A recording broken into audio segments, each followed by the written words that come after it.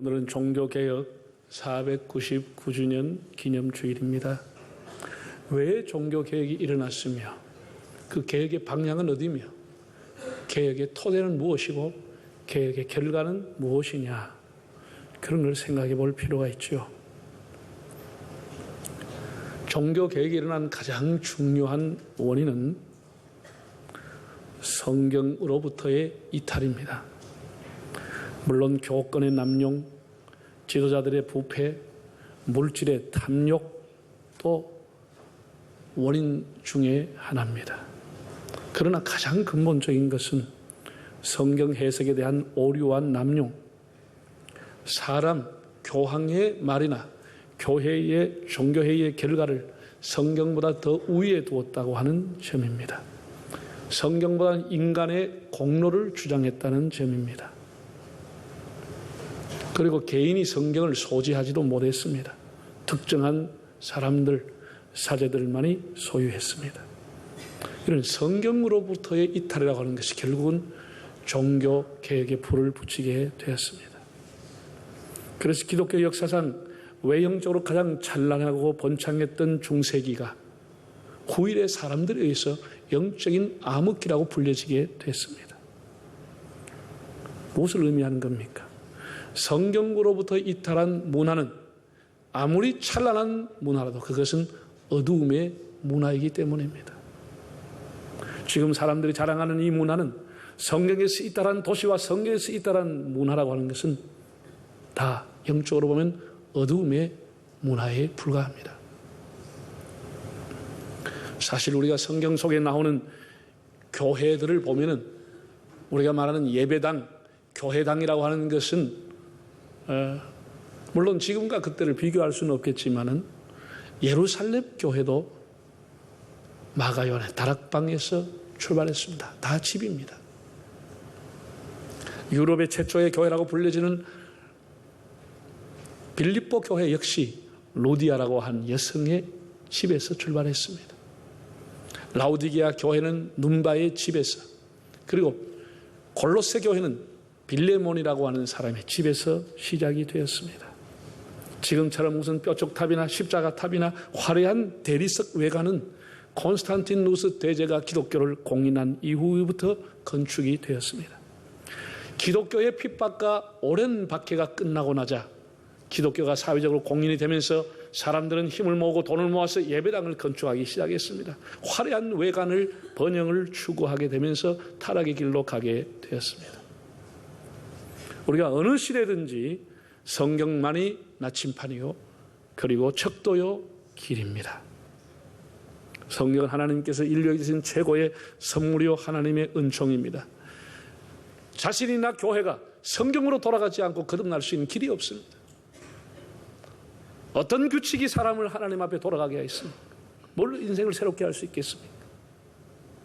성경으로 돌아가고 성경 앞에 무릎을 꿇을 때 그 인생과 그 시대가 변화가 되는 것입니다.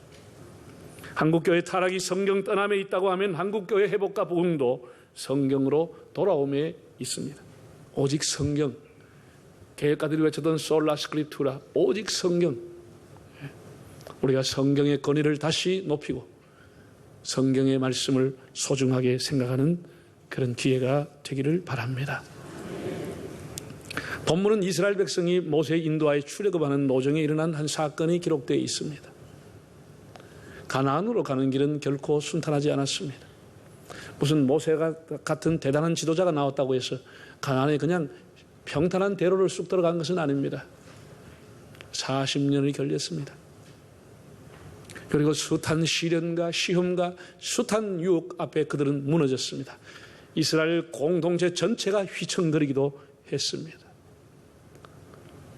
우리가 철로 역정 존 버년의 그 책을 보면 지금도 만화책 어린아이들을 볼 수 있는 여러 가지 책으로 나왔지만은 그 기독교가 천국을 향해 가는데 얼마나 많은 시련과 어려움을 겪습니까?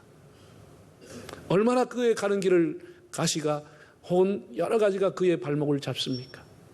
그 모든 만난을 극복하고서야 기독교가 하나님 앞에 가게 됐습니다.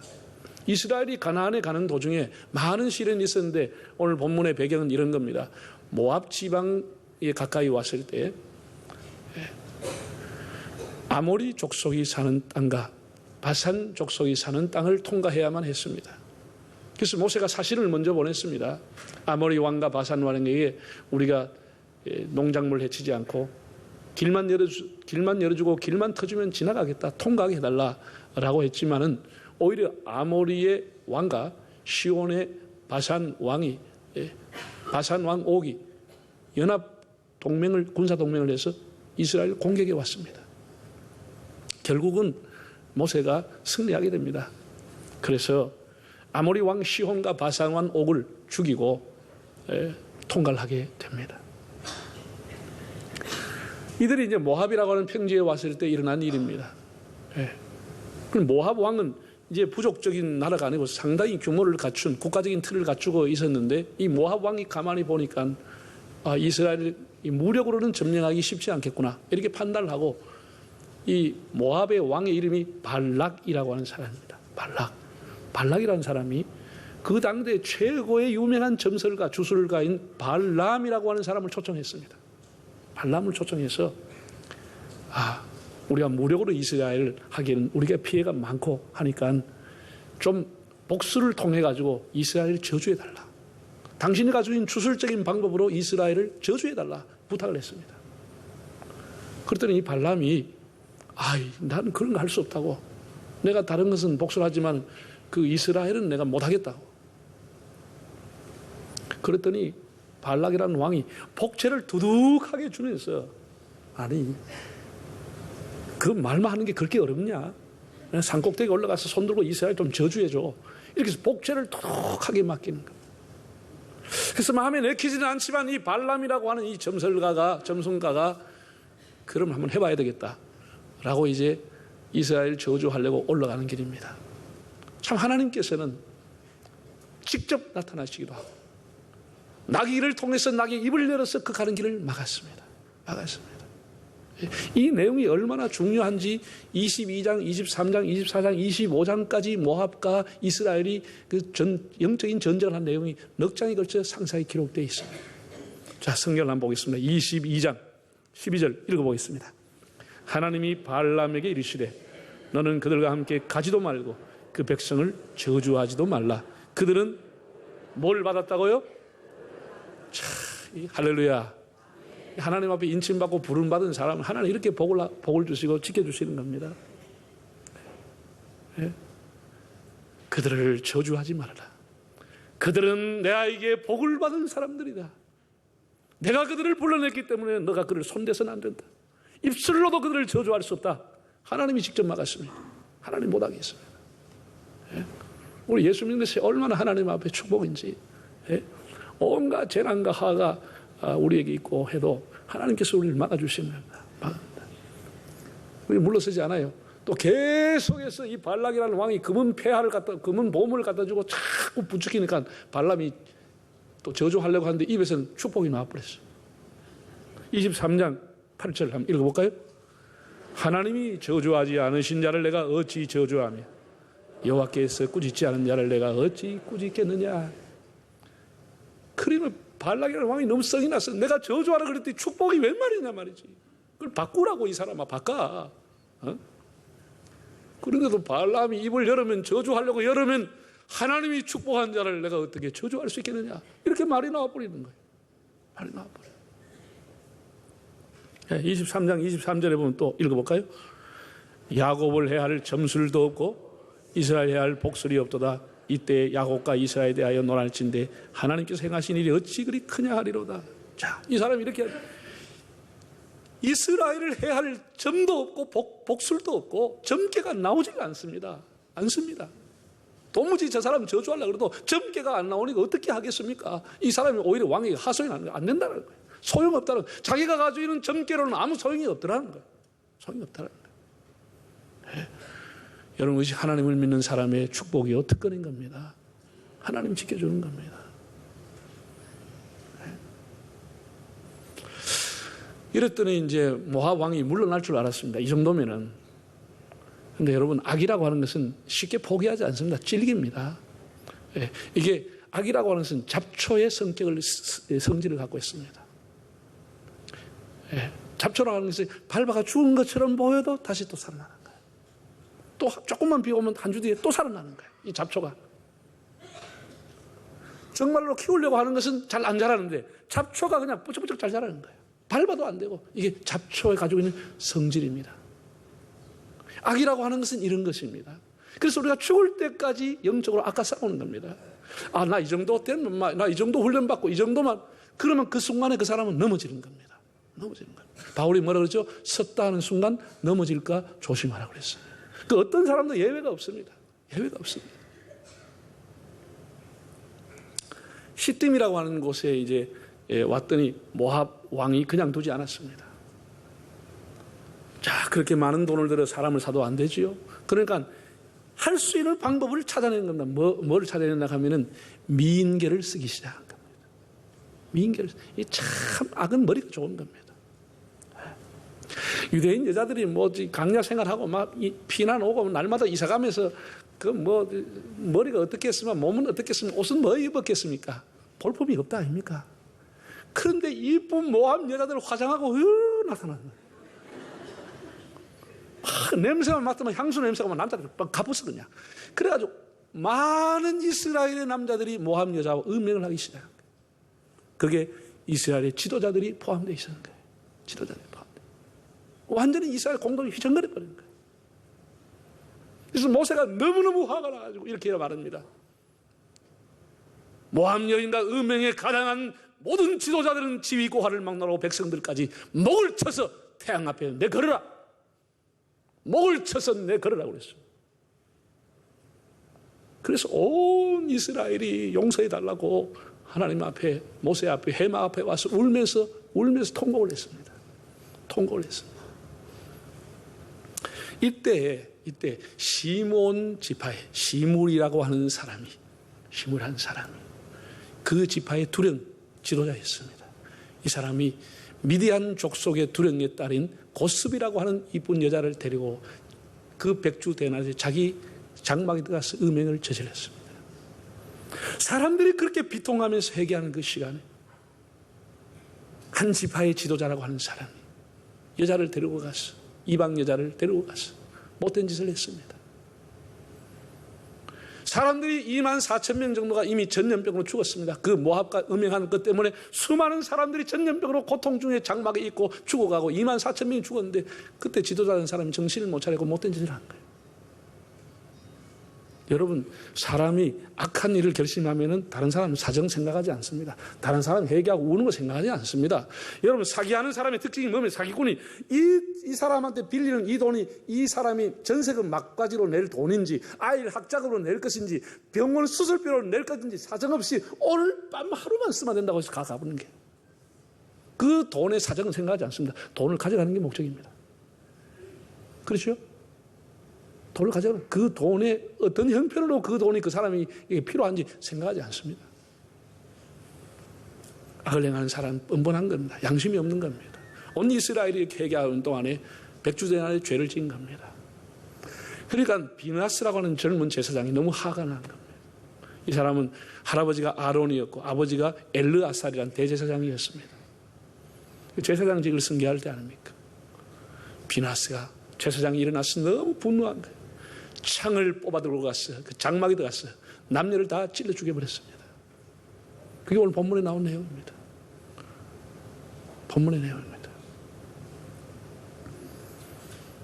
하나님께서는 이 사람을 처단했던 일에 대해서 이렇게 말씀했습니다. 자, 25장 10절, 11절, 13절 읽어보겠습니다.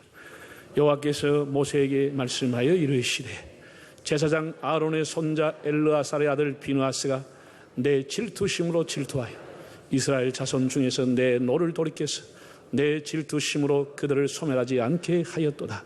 그와 그의 후손에게 영원한 제사장 직분의 언약이라.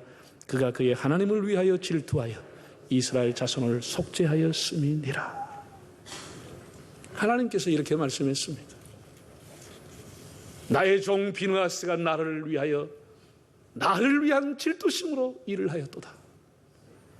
이 질투심 때문에 너희들이 죄가 속함을 받게 되는 것이다. 그리고 내가 비느하스와 그 가문과 후손에게는 영원한 제사장이 되게끔 해주겠다. 하나님이 약속을 한 겁니다. 그래서 비느하스의 후손들이 AD 70년 로마에 의해서 나라가 망할 때까지 제사장직에 있게 되는 겁니다. 나의 질투심으로, 나를 위한 거룩한 분노, 거룩한 질투심으로 일어나 이 일을 행했도다. 예. 여러분, 그래서 우리가 만약에 지금도 칼 들고 창 들고 하면 안 됩니다. 예. 이거는 그 시대에 하나님이 신정정치를 직접 할 때 그때 속한 겁니다. 하나님이 신정정치를 직접 할 때 일어난 일인데 이거를 지금 보편적으로 이용해가지고 어디야 이제 보자 칼 들고 가서 안 됩니다. 절단납니다. 그 점은 이해가 되시겠죠? 자, 그러면은 우리가 질투라고 하는 단어의 뜻을 한번 생각해 보겠습니다. 질투라. 하나님은 질투한 하나님이라고 그랬습니다. 우리가 일반적으로 알고 있는 질투는 시기 질투입니다. 그죠? 시기는 뭐고 질투는 뭡니까? 시기나 질투나 비슷한 단어인데 질투가 시기보다 훨씬 더 상위의 개념으로 강한 시기를 질투라고 합니다. 일반적인 것은 샘내는 것을 시기라고 합니다. 그보다 더 강하게 집착하고 아주 집요하게 남을 샘내는 것을 질투라고 합니다. 성경에 나오는 건 질투의 뜻이 두 가지가 있습니다. 두 가지가 있습니다. 히브리어를 찾아보면 카나라고 하는 단어로 되어 있는데 열심을 내다. 다른 뜻은 샘을 내다. 질투하다, 시기하다 그런 뜻을 갖고 있습니다. 이건 헬라어로 가면 영어와 비슷하게 질로스라고 하는 건데 질로스의 뜻은 불같이 뜨거운 마음이라는 뜻입니다.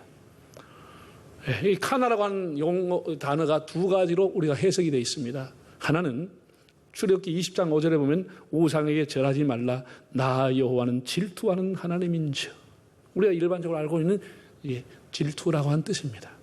똑같은 카나라는 단어가 이사야 9장 7절에 이렇게 나와 있습니다. 아기 예수가 평강의 왕이 오시다 의의 왕이 오시리라 하면서 그 마지막 기절이 어떻게 나오냐 만군의 여호와의 열심히 이를 이루리로다. 열심이라는 단어로 나옵니다. 그 원어에 보면 카나라고 되어 있습니다. 그러니까 하나는 질투, 하나는 열심으로 나와 있습니다. 그러니까 이 말의 의미는 뭐냐? 비느하스가 나의 열심으로 했다고 하는 의미는 비느하스가 나에 대한 어떤 질투심, 나를 위한 열심을 가지고 분노를 일으켰다. 잘한 것이다. 그게 하나님이 칭찬해 준 겁니다. 우리가 하나님을 위한 열심이 있어야 합니다.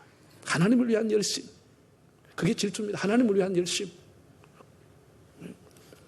비느하스의 질투심이란 하나님을 없인 여김하고 하나님의 거룩함이 짓밟히는 것 보고 분연히 일어난 질투입니다. 하나님이 살아계시는데도 우상을 섬기는 것, 음행을 행하는 것, 이건 하나님을 만홀히 여기는 거라는 겁니다. 지금 무수한 동족들이 하나님 앞에 회개하고 연병 때문에 눈물 흘리고 고통당하고 있는데도 하나님의 이름을 망령되게 하는 이것을 보고 일어났다는 거예요. 이게 하나님을 위한 열심이라는 거예요. 하나님을 위한 열심입니다. 또 한 가지 비느하스의 질투심이라는 것은 죄를 척결하고자 하는 거룩한 분노입니다.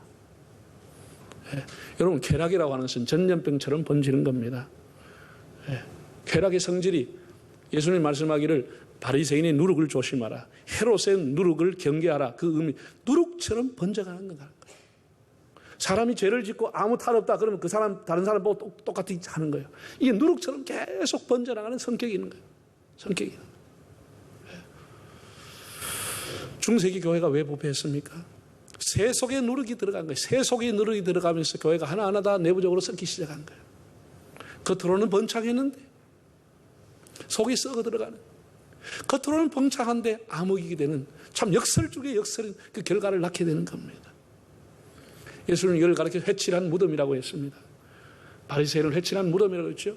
회라고 하는 것은 여러분, 제가 어릴 때만 해도 사람들이 건축 자재에 회를 많이 사용했습니다. 멀리 바르고 하는데 마지막 이렇게 하는 거를 마무리하는 걸 회를 가지고 했습니다. 깨끗하게. 예수님 지금은 건축 재료가 많아서 회를 쓰는 사람 별로 없지만 예수님 당시 회라고 하는 것은 최고의 인테리어 재료였습니다. 최고의 장식용이 회였습니다. 회.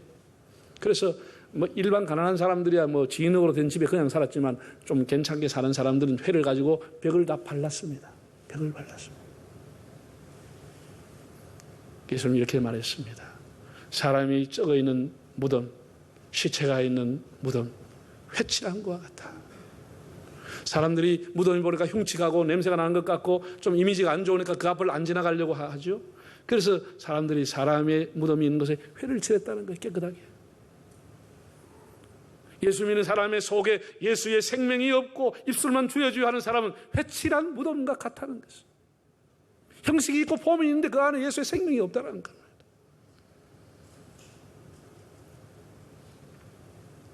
이 세속주의의 누룩이 온 세상을 덮었습니다. 그래서 중세기가 암흑기가 된 거 아닙니까?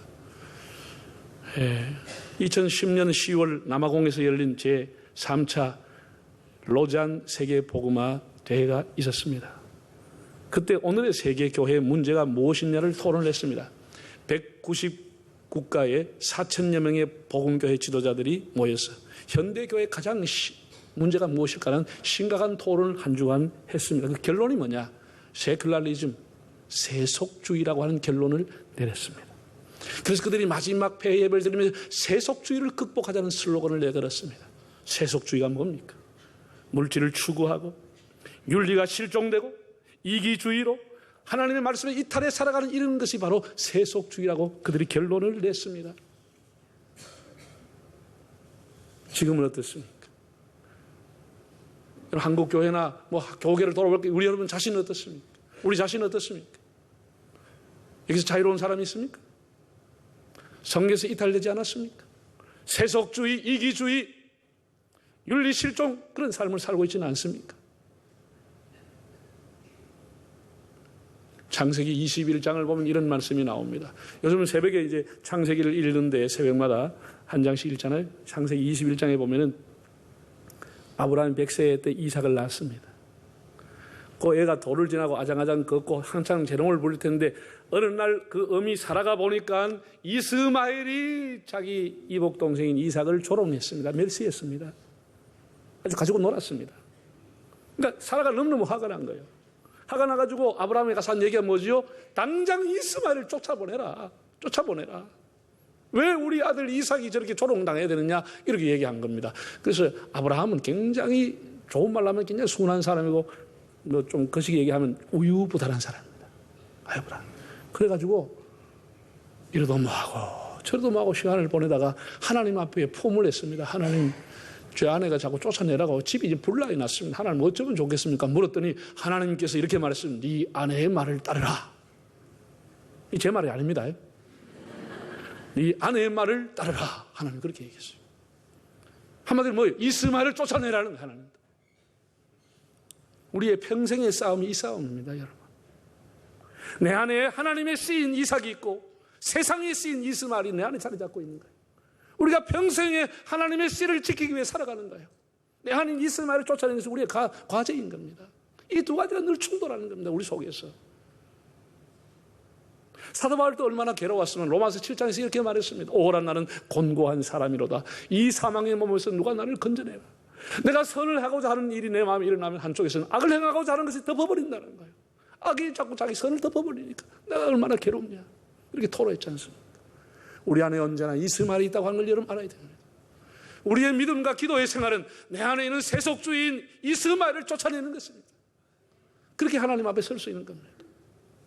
그래 하나님 앞에 쓰임받을 수 있는 겁니다. 이 세속주의가 얼마나 무서운 일입니까? 비누아스는 모든 사람이 세상의 쾌락을 쫓아갈 때 하나님의 열심과 거룩한 분노, 하나님이 가진 질투심을 가지고 일어나서 그 세속주의를 물리쳤다고 하는 것. 그래서 하나님께서 비누아스의 행위를 보고 이스라엘 진영의 죄를 용서해 주셨다고 하는 말씀입니다. 여러분, 종교개혁 기념일을 맞이하여 왜 개혁이 일어났는지를 다시 생각하고, 인간은 상품이 아닙니다. 복음은 상품 매매가 아닙니다. 교회 성장과 복음의 성공은 소비자의 숫자에 달려있지 않습니다. 우리 마음에 깔이 틀고 찾아오는, 누룩같이 찾아오는 이교적인 것과 세속적인 것을 물리칠 수 있어야 합니다. 지금 우리 자신을 돌아보면서 하나님의 말씀에 이탈하고 있지는 않는지, 입만 무성하고 열매가 없이 살아가고 있지 않는지, 우리가 다음 주일에 감사절입니다. 하나님 앞에 드릴 수 있는 최고의 감사의 예물은 하나님의 말씀을 따라 살겠습니다 라고 하는 결단입니다. 하나님의 말씀을 존중히 여기며 살겠습니다 라고 하는 것이 하나님 기쁘게 하는 것입니다. 비느하스가 하나님의 열심과 하나님의 질투심으로 이스라엘 진영에서 악을 제거하여 하나님의 분노를 풀었습니다. 우리가 이제 닥쳐오는 세속주의, 이미 우리 안에 자리 잡은 세상의 헤롯의 누룩, 하나님을 없앤 여기는 혼합주의와 이 세속주의, 이것을 우리 안에 몰아내고 하나님의 마음을 시원하게 하며 살아가는 삶이 되시기를 바랍니다.